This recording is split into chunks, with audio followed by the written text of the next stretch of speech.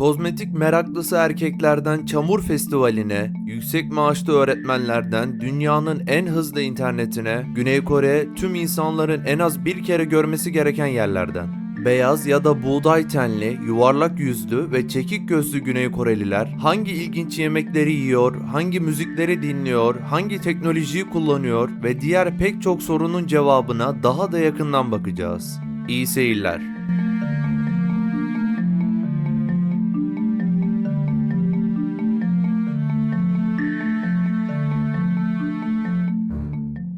Asya'nın doğusunda Kore Yarımadası'nın güney kesiminde yer alan Cumhuriyet'in kuzeyinde Kuzey Kore, batısında Sarı Deniz, doğusunda Doğu Deniz, güneyinde Doğu Çin Denizi bulunur. 99.720 kilometrekarelik yüz ölçüme sahiptir.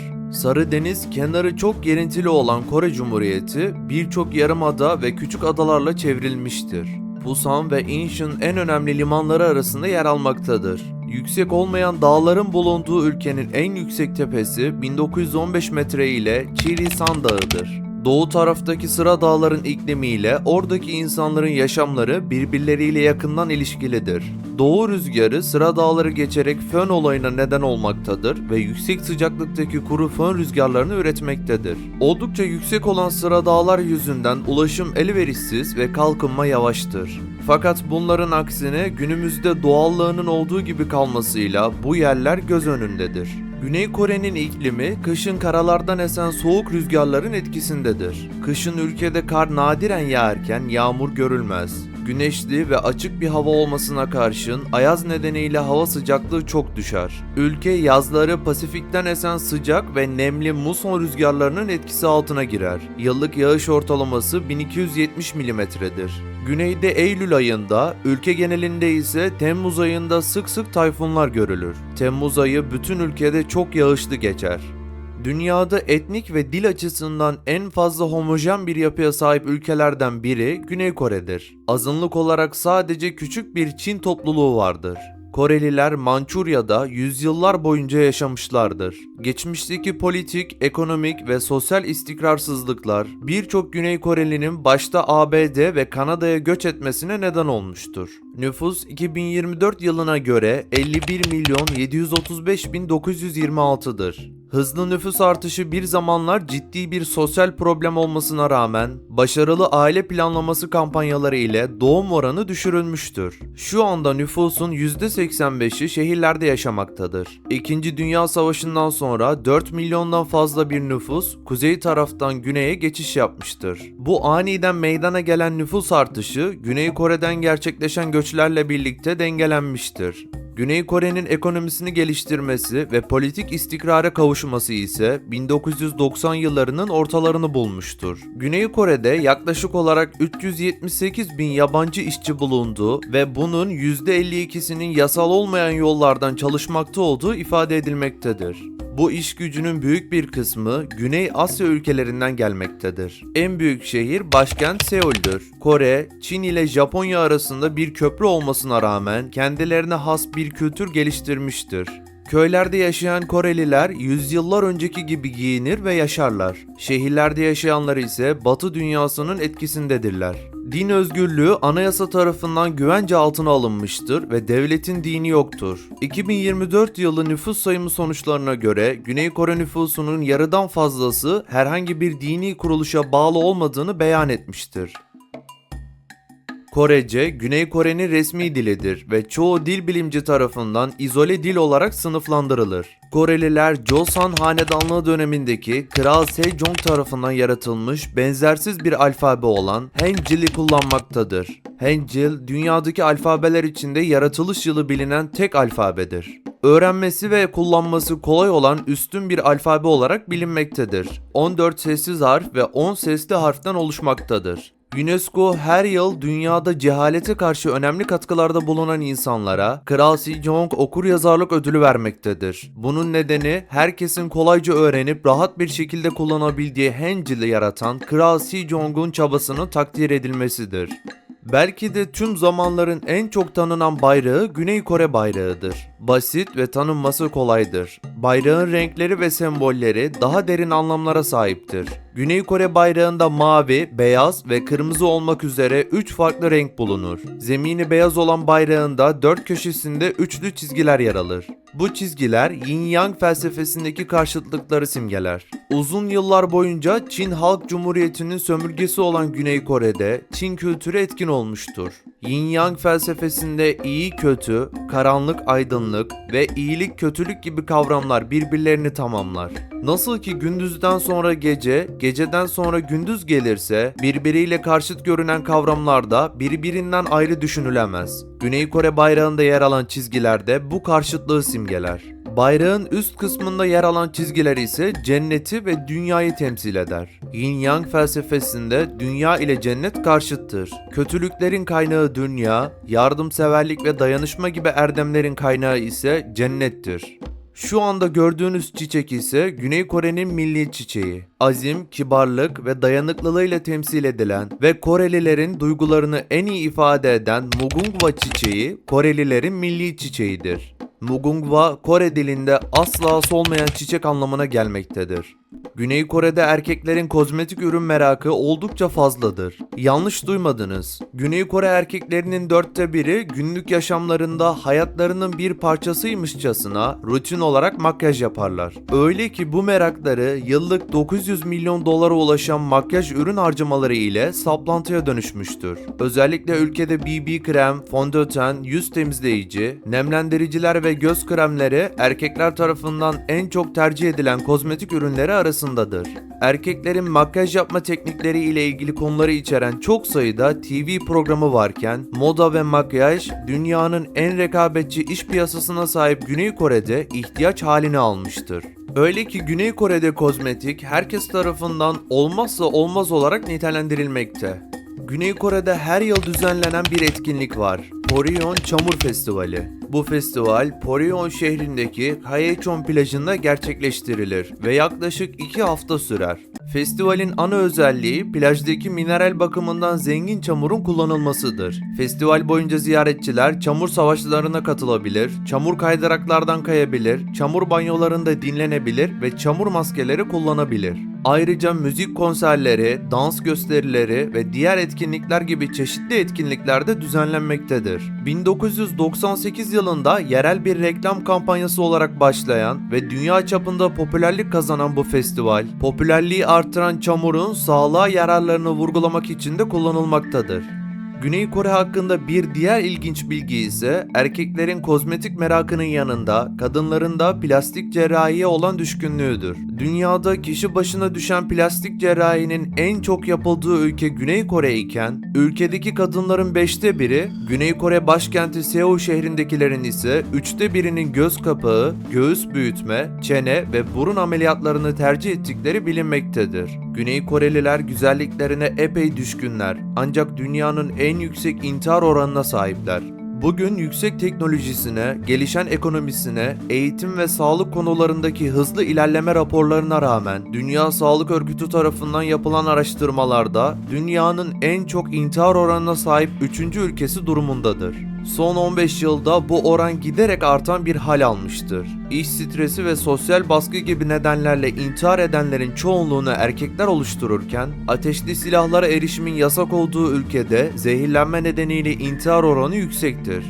Ülke ekonomisi büyük oranda sanayi sektörüne ve ihracata dayalıdır. Elektrik, telekomünikasyon, otomotiv, demir çelik, kimya ve gemi endüstrisi oldukça gelişmiştir. Özellikle Samsung, LG, Hyundai, Kia Motors gibi küresel şirketler Güney Kore'nin dünya çapındaki en gözde markalar olarak öne çıkmaktadır. Güney Kore topraklarının ekilebilir alanları oldukça sınırlıdır. Buna karşın ülke büyük bir orman ve su varlığına sahiptir. Ormanlık alanlar genellikle ticari amaçlar doğrultusunda kullanılmaktadır. Ülke doğal kaynaklar bakımından zayıftır. Ülke ekonomisinin taşıyıcı gücü olan sanayi için ihtiyaç duyulan demir, çelik, petrol, kömür gibi temel madenler genellikle ithalat yoluyla temin edilmektedir. Güney Kore'nin sahip olduğu tungsten madeni son çeyrek yüzyıldır üretilmemekte, bakır, çinko ve kurşun gibi madenlerse çok düşük miktarlarda üretilmektedir. Yurt dışında çalışmak için en iyi ülkeler arasında Güney Kore kesinlikle ilk sıralarda yer alır. Dünya elektronik devi Güney Koreli Samsung şirketi uzun yıllar Apple'ın iPhone telefonlarının mikroçiplerini tedarik etmiştir. Öyle ki Samsung bir zamanlar mikroçip gelirinin %80'ini Apple'dan karşılamıştır.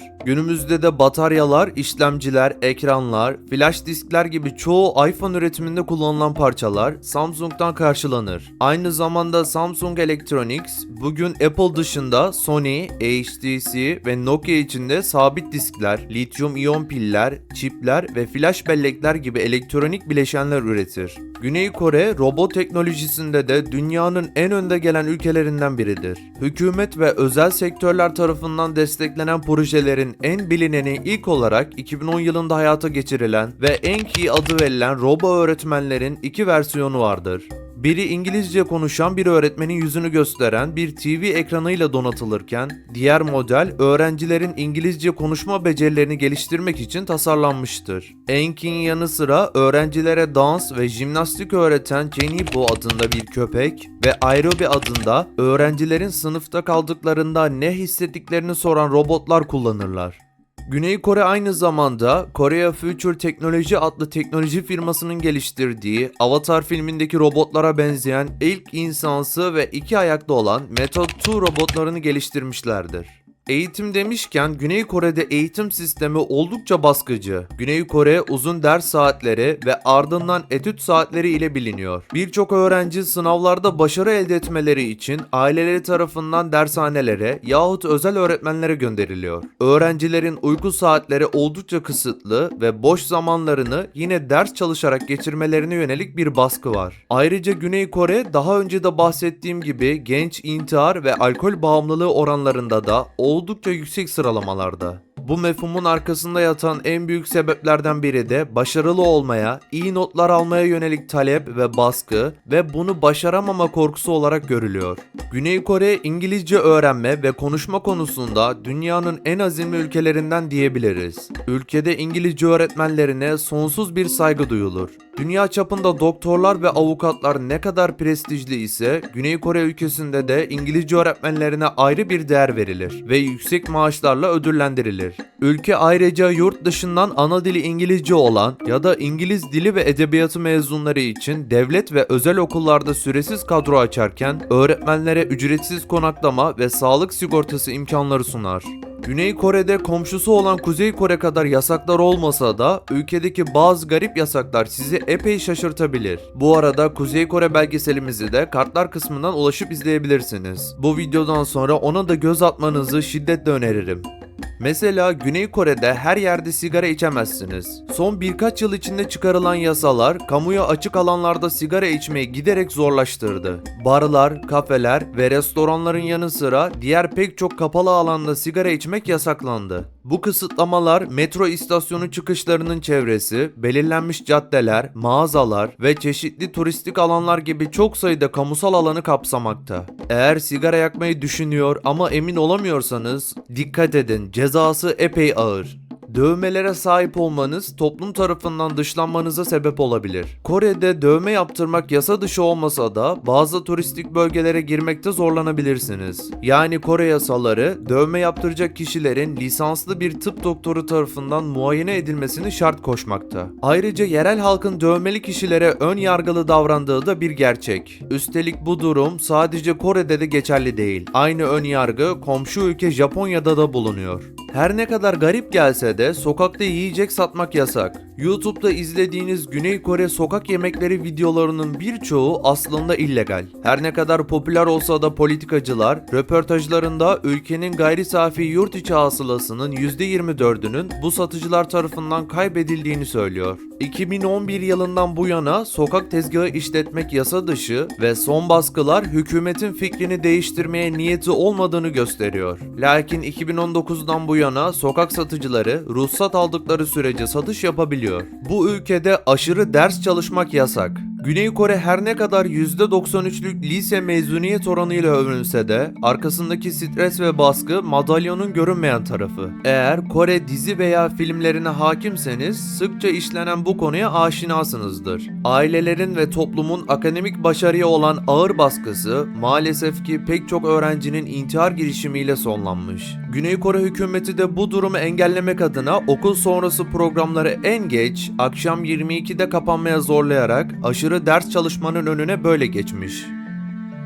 Ülkenin geleneksel mutfağına ve özellikle tarihi milattan sonra 300'lere dayanan kimchi adı verilen yemeklerinden söz etmeden olmaz. Ana maddesi tuzlanmış ve fermente edilmiş Çin lahanası olan ve mevsimine göre Kore turpu gibi farklı sebzelerden yapılan kimchi, biber tozu, sarımsak, zencefil gibi çeşnilerden oluşan geleneksel bir garnitürdür.